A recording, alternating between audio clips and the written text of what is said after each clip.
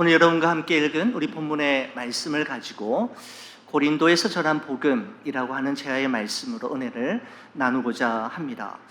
호주의 한 여성이 12달러에 구입한 애완용 물고기를 살리기 위해서 500불을 썼다라고 하는 기사를 본 적이 있습니다. 한번 보십시오. 12달러에 구입한 애완용 금붕어를 살리기 위해 치료비로 500불을 썼답니다.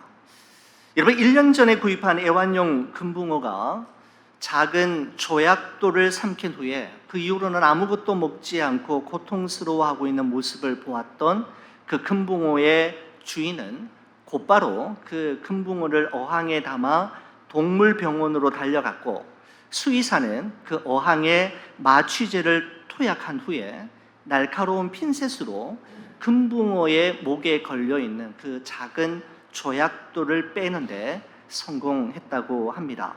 바로 이 긴급 수술을 위해서 사용된 수술 비용이 100불이었고, 마취제 사용 및 그 금붕어가 병원에서 하루 잤던 것 같아요.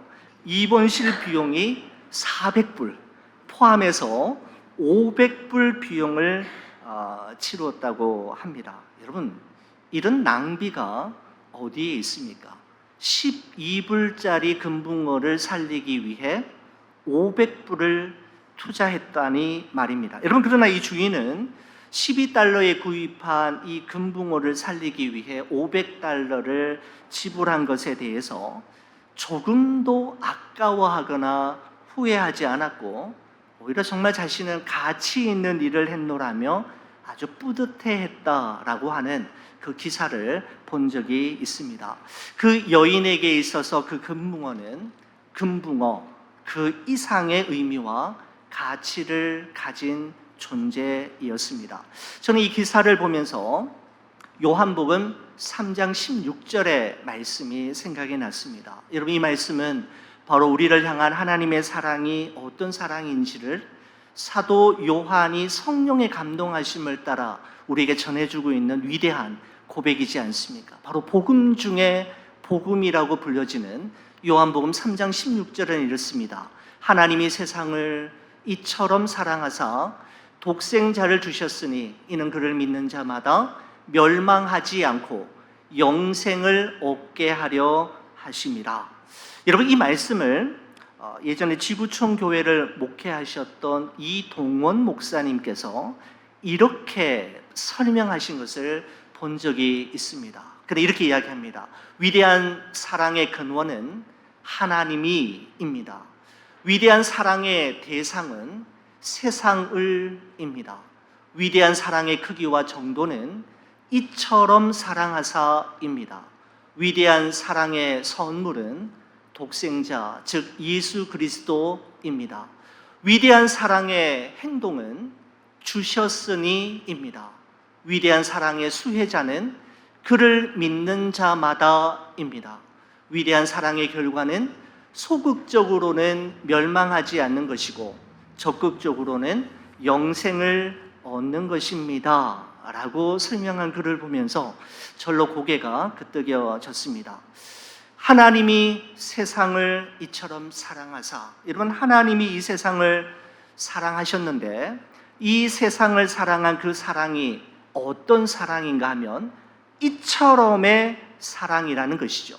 여러분, 이처럼의 사랑이라는 것은 그 사랑의 크기와 정도를 말하는 것인데, 구체적으로 이처럼의 사랑이란 그 다음에 나오는 하나님의 아들 예수 그리스도를 우리 위해 주실 만큼의 그 정도의 사랑을 의미하는 것입니다.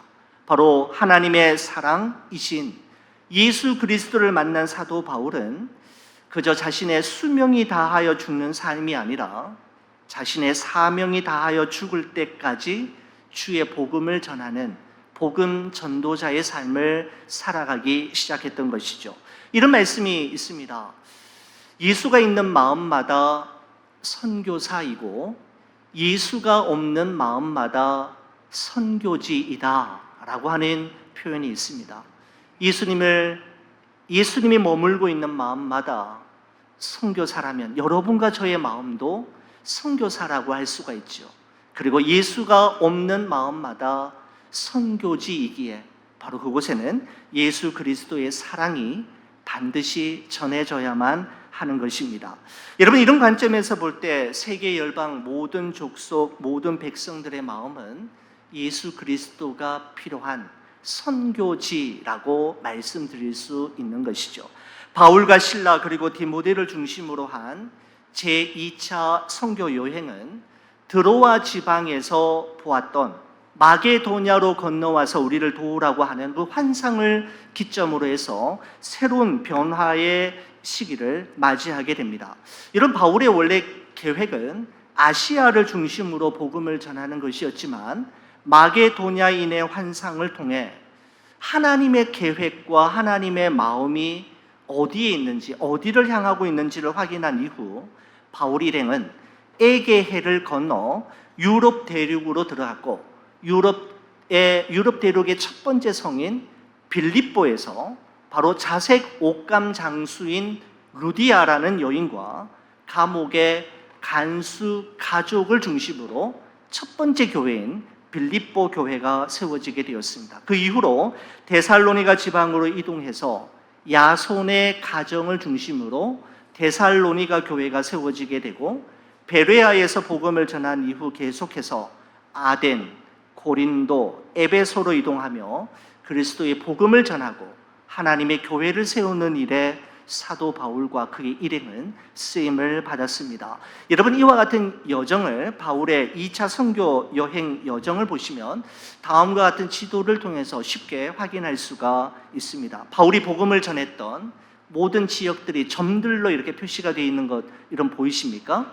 여러분, 그 점들을 통해서 쭉 이동을 하게 되고 여러분과 저는 이 많은 복음이 전해졌던 도시 중에서 네 도시인 빌립보와 아덴과 그리고 고린도와 에베소 이 네 개의 도시에서 있었던 사건들을 중심으로 함께 말씀을 나누고 있는데 오늘은 고린도에서 있었던 이야기를 여러분과 함께 나누고자 합니다.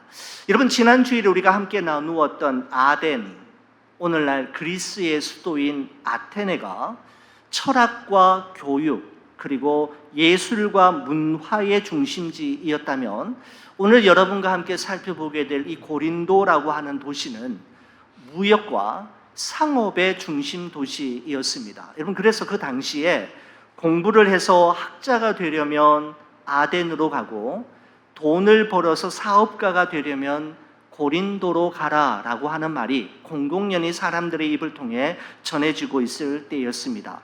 여러분, 당시 고린도라고 하는 도시는 해상 무역의 중심지로서 최고의 명품과 최고가의 제품들이 이 도시를 중심으로 해서 수출입되었던 도시가 바로 고린도였습니다. 예를 들어서 아라비아산 발삼 향유, 애굽산 파피루스, 페니키아산 대추 야자, 리비아의 코끼리 상아, 바벨론의 양탄자, 길리기아의 염소 털, 루가오니아의 양모, 부르기아의 노예들. 그래서 그 당시에 최고의 명품이었고 고가품이었는데 이런 모든 물건들이 고린도라고 하는 도시를 중심으로 왕래가 되었던, 그야말로 고린도는 무역과 상업의 중심지이었습니다. 여러분, 또한 이 고린도라고 하는 도시는 바다의 신인 포세이돈을 기리는 이스트미아라고 하는 체육대회가 2년마다 열리었고 4년마다 오늘날 올림픽과 같은 성격의 올림피아 체전이 열렸기 때문에 유럽과 아시아 대륙에서 온 수많은 사람들이 항상 문전성시를 이루는 도시가 또한 고린도라고 하는 지역이었습니다. 여러분, 또한 이 고린도 지역의 높은 언덕 위에 세워진 아프로디테라고 하는 신전에는 천여 명의 여사제들이 항상 거주하였는데 그 당시에 이 고린도라고 하는 말은 매춘부라는 말과 동의어로 사용될 정도로 제2의 소돔과 고모라 성을 방불케 하는 도시가 고린도이었습니다. 그야말로 고린도는 로마 제국의 허영심과 사치의 박람회장이라고 불려질 만큼 돈이라면 무엇이든지 다 할 수 있고 원하는 것은 다 얻을 수 있다는 황금 만능주의와 승자 독식의 시스템이 작용하는 눈먼 자들의 도시가 바로 고린도라는 도시이었습니다. 저는 이 고린도라고 하는 도시에 대해서 여러 가지 자료를 찾아보면서 튀르키예의 시인인 나짐 히크메트라고 하는 시인이 쓴 신과의 인터뷰, Interview with God이라고 하는 시가 생각이 났습니다. 여러분, 이 시의 내용은 이런 것입니다. 인간의 마음, 인간의 심리를 도무지 이해할 수 없다라는 것을 시로 표현하고 있는데, 여러분, 이런 내용입니다. 어린 시절을 지루해하면서 서둘러 어른이 되려는 것, 그러고는 어른이 되면 다시 어린 시절로 돌아가길 갈망하는 것, 이러한 인간의 마음을 이해할 수 없다는 것이죠. 저도 이런 마음 가진 적이 있습니다. 또 이렇습니다. 돈을 벌기 위해 건강을 잃어버리는 것, 그리고는 건강을 되찾기 위해 번 돈을 다 써버리는 것, 미래를 염려하다가 현재를 놓쳐버리는 것, 결국 미래에도 현재에도 살지 못하는 것, 결코 죽지 않을 것처럼 살다가 마침내는 하루도 못 살아본 존재처럼 의미 없이 죽는 것. 인간의 심리를 신도 이해할 수 없다라고 하는 내용이 바로 나짐 히크메트에 쓴 Interview with God이라고 하는 시의 내용입니다. 여러분 어떻습니까? 여러분은 요즘 여러분 각자에게 주어진 하루하루의 삶을 어떻게 살아가고 있습니까? 돈을 벌기 위해 건강을 잃어버리고 잃어버린 그 건강을 되찾기 위해 번 돈을 다시 쓰며 살아가고 있지는 않습니까? 결코 죽지 않을 것처럼 흥청망청 살지만 결국은 하루도 제대로 살아본 적이 없는 사람처럼 죽음을 향해 아무 의미 없는 걸음을 옮기고 살아가고 있지는 않습니까? 바로 고린도에 사는 사람들의 삶의 모습이 딱 이랬다라고 해도 과언은 아닐 것입니다. 절대로 복음을 받아들이지 않을 것 같은 사람들, 부족함과 아쉬움을 모른 채 허영심과 자아도취, 육신의 정욕과 안목의 정욕과 이생의 자랑을 따라서만 살아가는 고린도 사람들을 보는 순간 사도 바울의 마음속에는 아마 두려움과 무기력함, 막막함 속에 휩싸였을 것입니다. 도대체 이들의 마음속에 복음이 스며들 수 있을까라고 하는 의심과 회의감마저 들었을 것입니다. 여러분, 아니나 다를까 사도 바울이 고린도에 첫 발을 내디뎠을 때의 심정을 고린도전서 2장 3절에 그가 다음과 같이 기록한 것을 찾아볼 수가 있습니다. 그가 고린도에 처음 두 발을 디뎠을 때 그때를 기억하며 그는 이렇게 기록하고 있습니다. 내가 너희 가운데 거할 때에 약하고 두려워하고 심히 떨었노라 라고 고백하였던 것이죠. 여러분, 오늘 본문의 말씀에서도 이와 같은 흔적을 찾아볼 수가 있는데요. 여러분, 성경책 한번 보시겠습니까? 사도행전 18장 9절과 10절 말씀에 보면 이렇습니다. 밤에 환상 중에 나타나신 주님께서 사도 바울에게 이렇게 말씀하셨지요. 밤에 주께서 환상 가운데 바울에게 말씀하시되 두려워하지 말고 침묵하지 말고 말하라 라고 이야기합니다. 여러분, 이 말씀은 사도 바울의 심중에 아주 심각한 두려움과 막막함이 있어서 무슨 말을 해야 할지, 어디서부터 시작해야 할지 모든 것이 깜깜해 있는 그런 상황에 있음을 이렇게 미루어 짐작해 볼 수가 있죠. 여러분, 10절에 계속해서 이야기하기를 내가 너와 함께 있음에 어떤 사람도 너를 대적하여 해롭게 할 자가 없을 것이니. 여러분, 이 말씀 다시 말씀드리면 사도 바울을 대적하고 해롭게 할 자가 도처의 기회만 보며 도사리고 있음을 의미하는 것입니다. 바로 사도 바울에게 있어서 이 고린도라고 하는 도시는 일생일대에 잊을 수 없는, 그냥 넘어가고 싶은 도시, 스킵하고 싶은 도시, 두려움과 막막함 그리고 외로움과 어두운 추억이 물씬 배어 있는 도시가 바로 고린도이었던 것이죠. 여러분, 그런데 말입니다. 오늘 이 본문의 말씀 11절의 말씀에 보면 다음과 같은 기록을 발견할 수 있습니다. 11절 말씀 보십시오. 1년 6개월을 머물며 그들 가운데에서 하나님의 말씀을 가르치니라 라고 말씀하고 있습니다.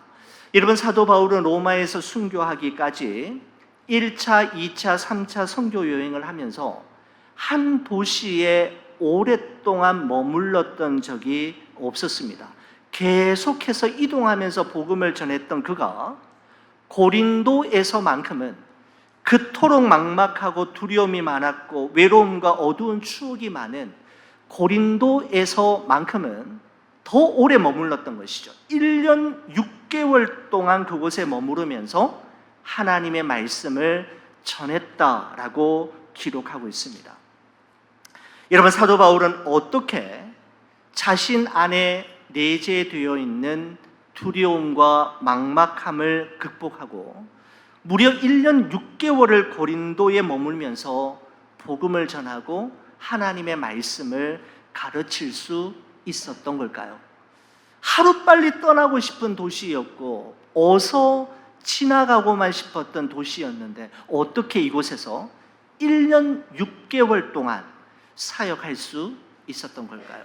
여러분, 두 가지 원인을, 그 요인을 찾아볼 수 있었습니다. 여러분, 첫 번째는 한 부부와의 운명적인 만남이 있었기 때문입니다. 첫 번째 이유는 만남이었습니다. 자, 오늘 본문 1절에서 3절까지 말씀 한번 보시겠습니다. 제가 한번 읽겠습니다. 그 후에 바울이 아덴을 떠나 고린도에 이르러 아굴라라 하는 본도에서 난 유대인 한 사람을 만나니 글라우디오가 모든 유대인을 명하여 로마에서 떠나라 한 고로 그가 그 안에 브루스길라와 함께 이달리아로부터 새로 온지라.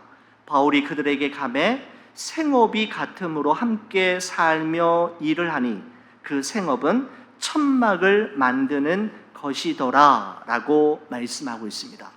로마 제국의 네 번째 황제였던 클라우디오는 황제 숭배를 거부하는 폭동을 날마다 일으키는 유대인들을 로마에서부터 추방하는 명령을 내렸는데 그 추방당한 유대인들 중에 누가 있었느냐 하면 바로 아굴라와 브리스길라라고 하는 부부가 포함되어 있었던 것이죠. 이 부부는 자신의 의지와는 상관없이 선택의 여지도 없이 떠밀려 내려온 곳이 어디였는가 하면 바로 고린도라고 하는 도시이었습니다.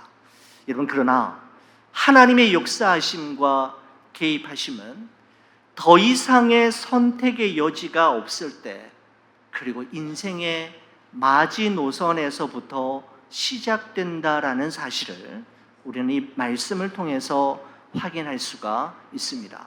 여러분, 후일에 이 사도 바울은 고린도에서 경험했던 두려움과 막막함으로 아무것도 하지 못하고 어디서부터 시작해야 할지 전혀 알지 못하 당황하고 있을 때 만났던 아굴라와 브리스길라 부부를 생각하면서 로마서 16장에 다음과 같은 기록을 우리에게 남기고 있습니다.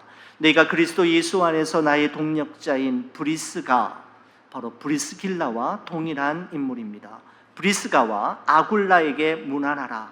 그들은 내 목숨을 위하여 자기들의 목까지도 내놓았나니 나뿐 아니라 이방인의 모든 교회도 그들에게 감사하느니라 라며 브리스가와 아굴라 부부에 대한 감사의 말을 로마서에 새겨둔 것을 볼 수가 있습니다.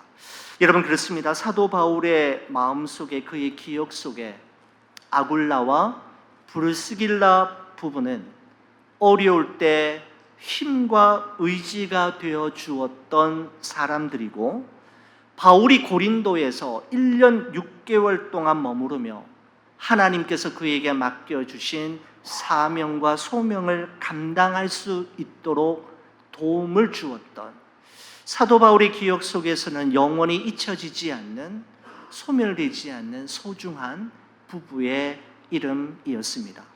바로 하나님께서 보내신 이 부부와의 운명적 만남이 있었기에 고린도에는 고린도 교회가 세워지게 되었고, 이후에 에베소에서는 에베소 교회가 세워지게 되는 놀라운 이야기로 이어지게 되었던 것이죠.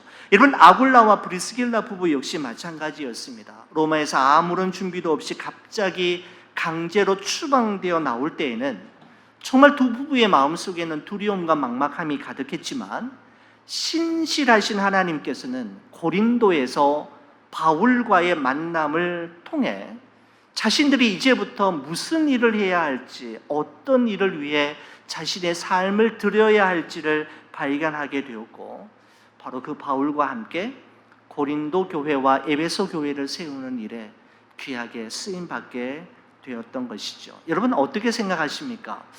사도 바울이 의도한 이 만남을 의도했던 일이었을까요?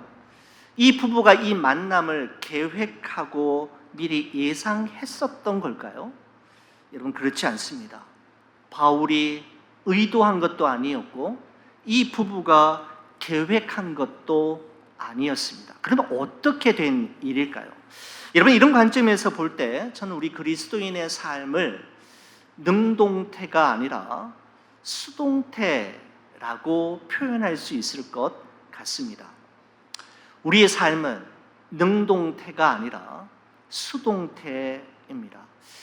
제가 개인적으로 성경 말씀을 묵상하고 저는 매일마다 일기를 쓰는데, 묵상하고 일기 쓴 후에 제가 읽고 있는 몇 권의 책 중에 목사가 목사에게라고 하는 책이 있습니다. 예전에도 여러분께 한번 소개해 드린 적이 있습니다만은 두 번째 보고 이제 세 번째 동일한 책을 보기 위해서 첫 페이지를 열려고 하고 있는데, 이 내용은 그런 것이죠. 선배 목사님이 이제 갓 목회를 시작한 후배 목사님에게 보내는 편지글. 신학대학원 교수님이 이제 갓 신학대학원에 입학해서 공부를 시작한 신학생 제자들에게 보내는 글이 15편의 글이 목사가 목사에게라고 하는 그 책 속에 기록되어 있는데, 한 신학교 교수님이 제자에게 보내는 글 중에 다음과 같은 대목이 있었습니다. 그대로 옮겼는데요, 이런 내용입니다. 인생을 조금 살다 보니 인생은 내 뜻대로 움직이는 능동태가 아니더라. 외부의 힘에 의해서 이끌리는 수동태라는 사실을 깨닫게 되더라. 내가 설계한 나의 인생 시간표와 나를 위해 계획하신 하나님의 시간표가 늘 일치하는 것은 아니더구나. 그때 못해준 말을 이제야 털어놓는다. 내 뜻대로 풀리지 않는다고 속상해할 필요가 없고, 나보다 나를 더 잘 아시는 분께 또 다른 계획이 있음을 믿고 그분의 인도하심에 맡기는 것이 삶의 지혜인 것 같다. 그래서 나도 이곳에서 너와 같은 제자를 만난 것이 아닐까라고 하는 대목의 글을 읽으면서 마치 사도 바울이 아굴라와 브리스길라 부부에게 보내는 편지와 같다라는 생각이 들었습니다. 두 부부의 뜻대로 원대로 계획한 대로 된 것은 없었지만, 그랬기에 고린도에서 두 사람과 만나게 된 것이 아니냐라고 하는 사도 바울의 고백과도 결을 같이 한다라는 생각이 들었습니다. 여러분과 저의 삶도 그렇지 않습니까? 그 당시에는 능동태처럼 내가 모든 것을 결정하고 내가 모든 것을 다 하는 것처럼 보이지만, 세월이 지난 후 다시 돌아보면 모든 것이 수동태이었음을, 누군가에 의해 되어진 일이었음을 발견하게 되지 않습니까? 우리는 바로 이 누군가가 누구인지를 아는 사람들이지요. 나보다 나를 더 잘 아시고 나를 향한 아름다운 계획을 가지고 계시는 분, 우리 인생의 배후에서 우리의 삶을 주관하시며 우리의 모든 만남을 어레인지하시고 주선해 주시는 분 누구이십니까? 바로 하나님이시지 않습니까? 여러분, 바로 하나님께서 어레인지해 주시는, 하나님께서 주선해 주시는 축복의 만남이 여러분과 저의 생애 가운데, 그리고 우리 자녀들의 앞길에도 계속해서 이어지기를 간절히 축원을 드립니다.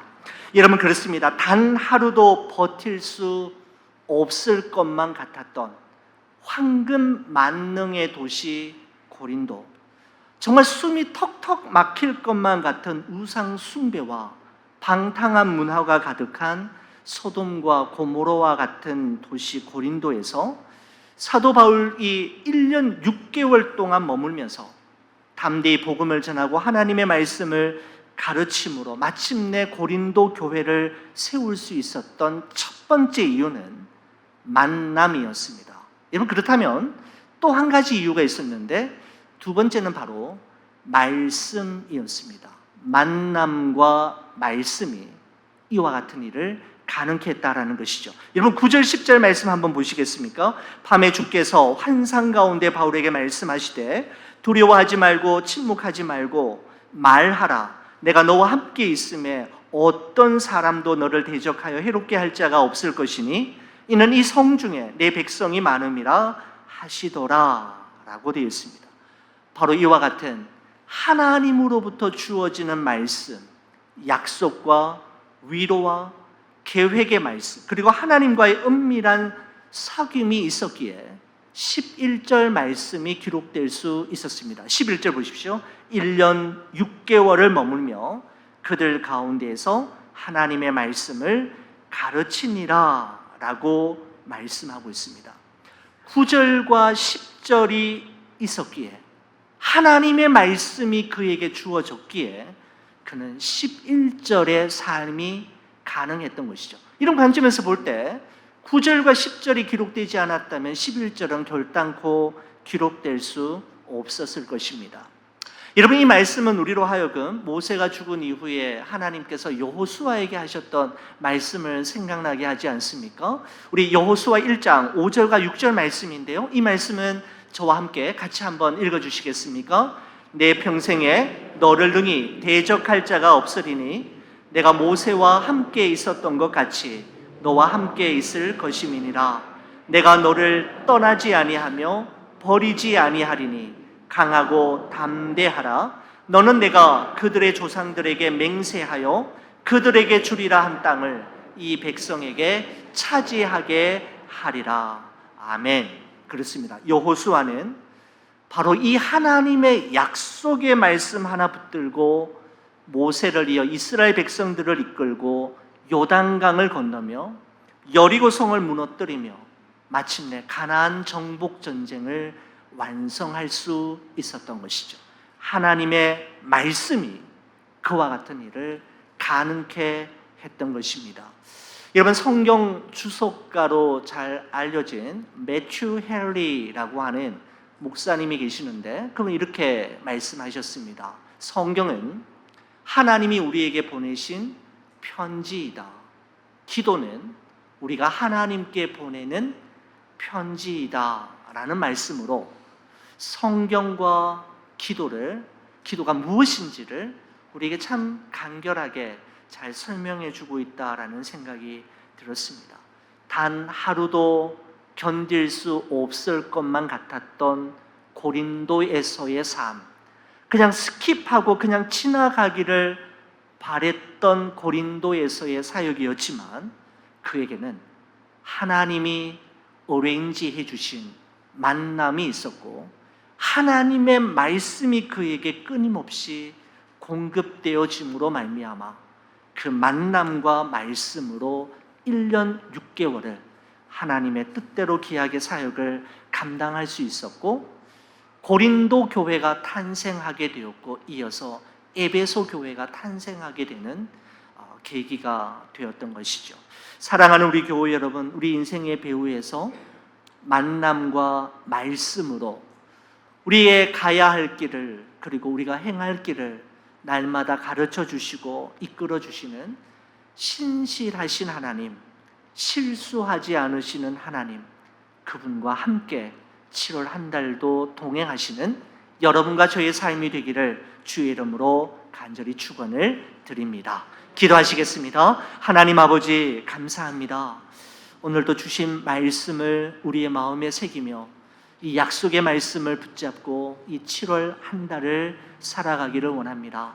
하나님께서 어레인지 해주시는 인생의 축복된 만남이 우리의 삶과 우리 자녀들의 인생 여정 가운데 끊임없이 있게 하셔서 그 만남을 통해 하나님의 뜻을 발견하게 하시고 그 만남을 통해 하나님의 뜻을 이루며 살아가는 우리 모두가 되게 하여 주시옵소서. 또한 저희들에게도 주의 말씀을 때마다 일마다 공급하여 주셔서 하나님의 선하시고 기뻐하시고 온전하신 뜻이 무엇인지를 말씀 속에서 날마다 발견하게 하시고 말씀에 우리의 삶을 붙들어 매어 말씀이 이끄시는 대로 순종하며 살아가는 우리 좋은 비전교회와 성도들의 가정과 우리 개개인의 삶이 되도록 역사하여 주옵소서.